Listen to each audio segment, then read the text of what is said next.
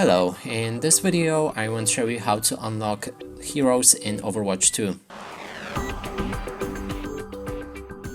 So if you want to unlock newest heroes, you will need to buy a battle pass right here, and they are as the first option for a battle pass. Instantly after you upgrade, you will acquire them. If you want to unlock classic heroes, you will need to click on the challenges, then go for the hero, and now you can see what you need to do to unlock them. So for example, I want to unlock Bastion, and here I need to complete 30 games, and wins grant me double progress.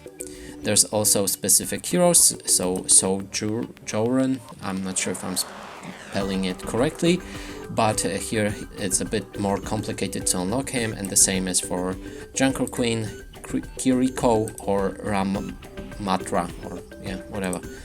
And that's it for this video. Hope you like it. Please consider subscribing to our channel, leave a like and a comment below.